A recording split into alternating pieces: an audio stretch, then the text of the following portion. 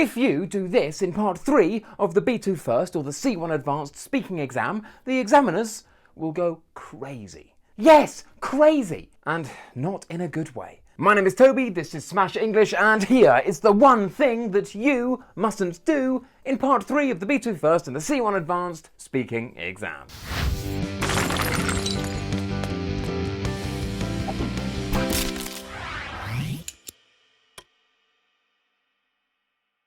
In part 3 of the B2 First and the C1 Advanced Speaking exams, you will be given a question with 5 different things to discuss. And in case you still don't know, it will look something like this. Wow, that looks amazing. I love it. It is your job to answer the question with your partner in relation to the 5 topics that surround the question. And you will be given 2 minutes to do this. Now, let me tell you a secret. Yes, a secret. There is one thing that examiners really, really hate when marking part 3 of the B2 First and the C1 Advanced Speaking exams. Now I'd like you to talk together about something for 2 minutes. Okay, great. Here are some things that people often have to make decisions about and a question for you to discuss. First, you have some time to look at the task. Now, talk to each other about what people might have to consider when making these decisions. Yeah, totally. Well, I think getting married is a super tough decision. You need to make sure that the person loves you and really appreciates you and finds you super hot and stuff. Do you know what I mean? If you love me, then you better put a ring on me. Yes, I agree. And what do you think about starting a family? I agree. And what do you think about? I agree. And what do you think about? I agree. And what do you think about? Oh, good God, it hurts my head because it is terrible. It's terrible for C1 Advanced, but it's also not acceptable for B2 First. And if your teacher tells you to say it, then slap them. No, we've spoken about this before. Don't slap your teachers. Just subscribe to Smash English instead. But the question is, why? Why is I agree and what do you think about so terrible? Oh my God, Toby, that's such a stupid question. I agree is simple vocabulary. Instead, you should say something like, I tend to adhere to your position. However, I would be most interested to understand your innermost sentiments with regard to starting a family. No, Monica, that is also terrible. Oh my God, Toby, that is impossible. I practiced that 20 times before my speaking exam. Look, it's got nothing to do with vocabulary. It's about your interaction with your partner. The clue that we need to look at is the marking scheme that examiners use when marking your speaking exams. Let's start with B1 Preliminary. If you want to pass the B1 Preliminary speaking exam, then there are some things that you must do in the category of interactive communication, and this judges you on how you interact with the examiner and your partner. So let's take a look. Initiates and responds appropriately. Keeps the interaction going with very little prompting and support. In light of what we have just seen, let us think about what a candidate is doing when they say, I agree, and what do you think about? Well, saying, I agree, and what do you think about, is keeping the interaction going. So I guess, if you are taking the B1 Preliminary Speaking exam, then it's a good idea to say this during the speaking exam. However, this certainly is not enough to pass the C1 Advanced exam. And if you repeat this over and over again in the B2 First exam, then you're definitely not going to get higher than a 3 in interactive communication. And simply put, you can do better than that. You can. I believe in you. So, now let's have a look at what we need to do for the B2 First speaking exam in the category of interactive communication. Let's see if you can spot any differences. Initiates and responds appropriately. Maintains and develops the interaction and negotiates towards an outcome with very little support. So, we have 2 additions. Develops the interaction and negotiates towards an outcome.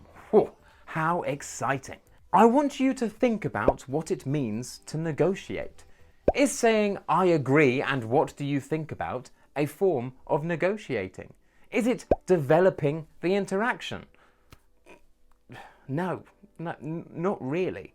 Actually, it does the opposite. It closes the interaction. It blocks any further development of the topic. Think about it. If your friend is sharing their opinion with you on a new type of biscuit that they really enjoy, and you just say, I agree, and what do you think about snakes? Well, you're not developing the interaction, are you? And this is why examiners don't like it when you simply say, I agree. A negotiation is taking two ideas and trying to synthesize them. Maybe the two ideas agree, maybe the two ideas disagree, it doesn't matter. But it's about combining two ideas together to create a synthesis. Okay, I will be honest with you. Maybe, just maybe, if you repeatedly say, I agree, and what do you think about, in part 3 of the B2 First Speaking exam, you will just about score a 3. That is a pass. However, I know that you are better than that. And for that reason, let us look at the marking scheme for interactive communication at the C1 advanced level. Initiates and responds appropriately, linking contributions to those of other speakers, maintains and develops the interaction, and negotiates towards an outcome. And this right here is the key. This is why we never say, I agree, and what do you think about? We need to link what we say with what the person before us has said. And this is called a conversation. A conversation? A conversation. Oh no, Toby, I don't want to have a conversation. That is the one thing that I stand against. Conversations. What is the point in them? If you simply say, I agree, and then change the topic to something else, then you are not acknowledging what your partner has said. You are not linking your contribution with what your partner has said before you. Instead, you are just producing a pre-packaged response. I agree. Well, to be honest, you could say that for anything, and this is why the examiners hate it. So instead, you need to ensure that you do 3 things. Number 1, acknowledge what your partner has said by rephrasing it. Number 2, make your own point in relation to theirs, and this is how you express your opinion. And number 3, connect it to the next topic. And I know, that seems like a lot to think about, but it's not. To be honest, the best advice I can give you is to not think about it. Let's see what it looks like in practice. Well, getting married is like an incredibly difficult decision because you need to make sure you're compatible with the person. You're going to be spending the rest of your life with them, so you must make sure that you get on well. Do you know what I mean? Yes, Monica. If you are not compatible, then this could create real problems down the line. So you should make sure that you get on very well before making such a commitment to each other. You should also make sure that you have the same goals and aspirations before making the decision to marry somebody, such as whether they want a family or not. So I think that this topic is linked to starting a family. What do you think, Monica? In this example, Bruce is asking for Monica's opinion about a new topic, but he hasn't simply said, and what do you think about? Instead, he has carefully linked it with Monica's prior contribution about getting married. Bruce also agreed with Monica's comments about commitment and expressed this by rephrasing it. He then added an additional point about aspirations and future goals and used this to link it to the next topic, starting a family. This is the sort of thing that you should be doing, and do you know what?